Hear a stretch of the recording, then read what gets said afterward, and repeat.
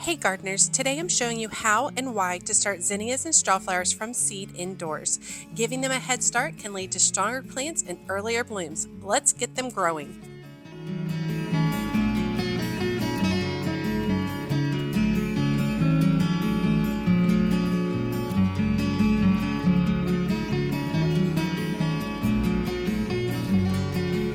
Hey y'all, it's Amanda and this is my Texas Zone 8 garden. And before we dive in, be sure to like this video, subscribe to the channel, and share it with a fellow gardening friend. Okay, I have pretty much finished up starting all my early spring seeds, and I am now shifting into late spring into summer seedlings. Specifically today, we're going to be focusing on zinnias and strawflowers. Now, both of these are staples in my garden. They're both excellent for cut flowers. They bring a lot of color and interest to the garden, so I'm really excited to get them started. I'm also going to be starting quite a few of each of them. I'm not going to be keeping all of these for myself. I'm going to be sharing with other friend gardeners, but I am going to be starting quite a few more than I would typically start of any other variety of seed besides petunias. So why am I starting zinnias and strawflowers inside? I can control the germination conditions and get a jump start on the growing season. Controlling the germination conditions is really important, especially at this time of year. In early spring, where we have torrential downfalls, we have cool temps, we have warm temps, it swings back and forth, hail, we have a lot of stuff in the North Texas area. It also helps ensure earlier blooms, particularly useful for short growing seasons. I do not have a short growing season, and zinnias and strawflowers will grow throughout all my seasons, but if you are someone who does, this is a great way to get a jump on it. And it improves plant survival rates by giving seedlings a strong start before transplanting. And this is especially true for both of these varieties because a lot of times when I start them outside, the seed gets blown away or dug up, or we have a bunch of rain and then it dries up and it doesn't germinate. It's a whole thing. So doing this inside is just so much easier of a process. Okay, so let's start with zinnias, and we'll talk about the zinnia varieties that I am growing.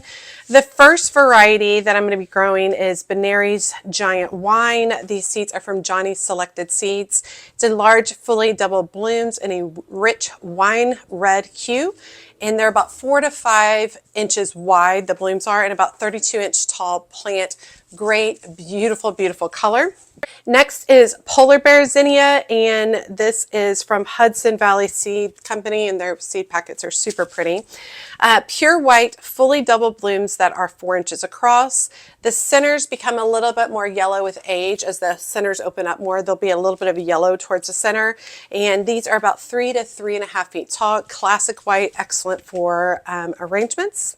All right, this next pack will be new to me this year is Art Deco zinnias, and these are from Swallowtail Garden Seeds, and this is a mix of pink, lavender, red, and royal purple. The blooms are about 5 inches across, and the plants are about 2 to 3 feet tall, so really excited to give those a try. Now, the next sets of seeds were sent to me by my crane at Cranery Gardens, and we had recently done a zinnia video together, a couple of different zinnia videos together, and I'll put those down in the video description if you want to check them out. And I had mentioned that I had never grown floret seeds, so he sent me some, so I'm super excited. The first one I'm going to be growing is Floret Alpenglow, which are large double blooms in a soft blend of soft pinks and warm tones, about 48 to 52 inches tall, and those are originals still in the pack. And then from his garden, he grew florets, so he harvested seeds from the flowers that the floret flowers that he grew. This variety is the Floret Unicorn Whimsical Blend of pastel and jewel tone blooms, fully double. We're excited about that. And then he sent me a little packet of Cranery Zinnias 2024, which I'm really excited about. He actually grew florets by Benari's Giants, so he wanted to see what the mix ended up. So this is like a mystery mix, so I'm really excited to give those a try. Okay, so we're going to be starting quite a few of the zinnias, so I'm going to be using a larger container than I would typically use for seed starting. This is not a container that I suggest going to buy. I don't actually like the quality. But it's inexpensive enough that I can just send it to my friend Kristen and be done with it. So, that's what I like. I can just send her this whole tray and be done. So basically, it's a whole set. It's got the tray, we got the cover, and then we have 2 sets of the seed cells. And we're going to be using both of these today, quite a few. I think I'm going to switch the bottom tray because those bottom trays are not good. I'm going to switch to my ones that I like better. These are root trimmer, really, really strong trays. Like those better. Okay, and the soil we're going to be using today is my favorite potting soil, Burger BM7. You can use seed starting mix or you can use potting mix. If you use potting mix, make sure it's a nice, fluffy, light, airy potting mix that does well for seedlings. Don't want too much bark or chunk in it because that can hinder the seedlings. And I am starting with a dry mix. So we're just going to come across and start putting these into the tray. All right, and then what I'm going to do is go through with 2 fingers and gently push these down, not too hard. We don't want it to be super tight. All right, and then I'm just going to brush off the excess soil, just like that. And we are good to go. Now I'm going to go ahead and use a dauber, and I'm going to go ahead and open up a hole in each of these because zinnias are planted at about 1/4 of an inch deep. And if you have any pieces of bark, you can pull those out. All right, and I think we're going to start with the floret because those will have the least amount of seeds.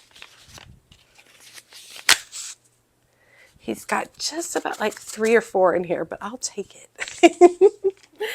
All right, so these are about very tiny seeds and they're about 1/4 of an inch deep. So I'm just going to make sure I get them into each of these holes. And we've got 4. And then I'm just going to very gently cover them. Just like that. And we're going to go ahead and label because y'all know I will forget. All right, and I'm going to put the name of the seed plus the date. Today's date is March 4th that I am starting them. And then I think I'm just going to see how many of the floret ones, the unicorn ones we have. I don't want to start all of them. We'll start some. I'm just doing a single seed. You can do 2 if you want. Totally up to you. And I'm putting all of these zinnias in the same tray. You know, usually I would use smaller trays, right? Because these all require the same exact germination conditions. We'll save some of those for maybe later this summer.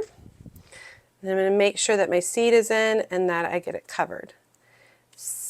Zinnia seeds do not need light for germination, so we definitely want to make sure that they're covered under the soil. All right, we'll do some of the cranberry zinnias. Those are the ones from Crane's own garden.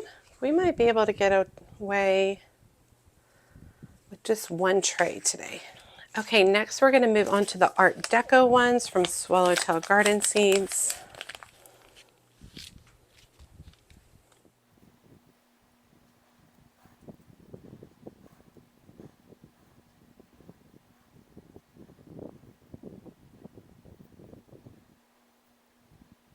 Okay, next moving on to the polar bear zinnias. And I did want to show y'all how this one all folds out. Super cute. It's fun. I think I'm going to do 3 rows of this one because I know Kristen will really like this one. Oh, this came with a ton of seeds too. Okay, and then the last zinnias we're going to do is the Benary's Giant Wine. Okay, and we started with dry soil, so I do need to come in here, gently lift. I'm going to fill this tray up about 50% of the way. And that should soak up very quickly. Okay, what I'm going to do is I'm actually going to move my heat mat up 1 level. get it plugged in. Just like that. And I'm going to take the light off like that because the zinnias don't need light and I don't want to give them extra light that they potentially don't need. So I'm going to come through, I'm going to put my lid on.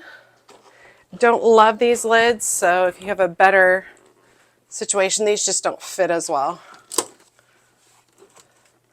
And then I'm just going to put them right there. And then once they sprout, I will take them off the heat mat and I will put them under grow lights. Now, we planted them 1/4 inch deep, no light to germinate. It needs to be at about 70 to 75 degrees in order to germinate. So I went ahead and put it on a heat mat because my temperatures get to about 68 to 72. So that'll keep it a little bit warmer. Once they sprout, it's about 3 to 7 days to germinate, and then days to maturity is about 60 to 75 days. So 75 days. So zinnias are a quick turnaround, which is really great. And if they start producing flowers by mid-May, that would be amazing, absolutely amazing. That'll be at the end of my spring. We really do start to get hot in May. So getting these going will be really, really good. I do want to make sure my lid is on there so it stays nice and humid inside, and I will observe to make sure that I see moisture build up in here. If I don't, then I'm going to add more water and make sure that my lid is better secured. But very excited, and I'll keep you guys updated. I think that was like 75, it was a lot, 72 cells. 72 cells. So that's awesome. Okay, excited about that. Let's go ahead and talk about Strawflowers. So I'm going to start 2 varieties of Strawflowers this year. The first variety is an apricot peach mix, and it is from David's Garden Seeds. And this is a blend of apricot and peach tone blooms. Doubles are about 2 to 2.5 inches across, so nice large flowers. And the plant is about 36 to 40 inches tall. And then in addition, I'm going to be starting vintage white Strawflowers, which is also from David's Garden Seeds. And these are creamy white double blooms, 2 to 2.5 inches in diameter and about 36 to 42 inches tall. I'm going to be starting quite a few of these because I'm starting a little bit for myself, but mostly they're going to my friend Kristen, my gardening friend Kristen, because she has more space than I do. Okay, so we are going to be working with my trays, my Amazon trays. So it's a smaller set of trays, only about 12 inches. I'm going to use the same potting soil that we were just using. So I'll come in here and then slightly press down. And Strawflowers are surface sow, so you can go ahead and fill these all the way to the top. And we're going to do 24 starts of each variety. It's a beautiful day outside. I have my windows open. Feels good to have all the fresh air. We had some big storms this morning with some really intense winds. And now it's nice and calm and just a nice spring breeze outside. A little bit cool. Feels good. My husband is home sick today. My kids have baseball, scouts, and dance. So I called in reinforcements with my father, so granddaddy to the rescue to take the baseball kid to one place. Then I called in a friend to take the other kid to scouts, and then I'm taking the other kid to dance. It's a busy day. Okay, so we've got all of those ready to go. I did not put water in this yet. These are surface sow, and one thing I found is like if it's surface sow and I put water in it, it gets really wet and then everything sticks to my fingers. So I'm going to keep it dry this time. Let me bring y'all in closer so you can see what these seeds look like. Okay, so the seeds are very tiny.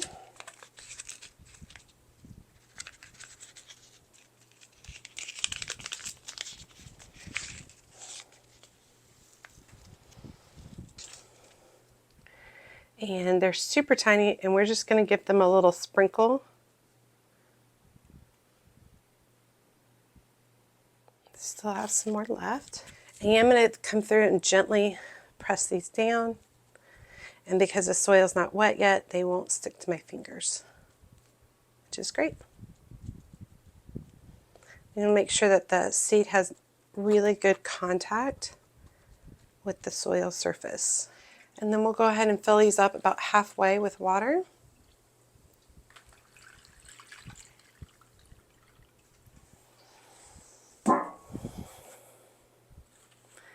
Sink them down. Put a label including today's date. All right, I'm gonna go ahead and put the lids on these two so as not to disturb them while I'm working on the other one. And then moving on to vintage white.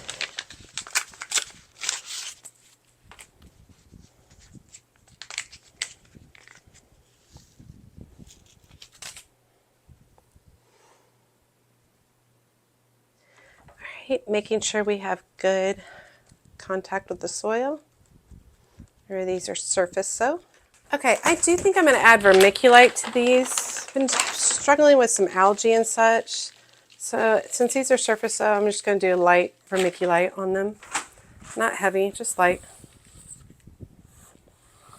We'll do on this set, but not on that set, and see if there's a difference. All right, and then we're going to put our lids on, making sure that the dials are closed. Okay, so we did surface sow. They do need light to germinate, so they will have to go under the lights over here. They germinate at about 65 to 70 degrees, which is basically the ambient temp of my current house, so I don't need to put them on a heat mat. And they germinate in 7 to 14 days, which is a little bit longer, so you have to be patient. And their maturity from sprout to fruition, creating a bloom, is 75 to 85 days. Oh, 2 of them still need water. Let me do that. All right, we're filling these trays up about 50% of the way. Maybe a little over 50%.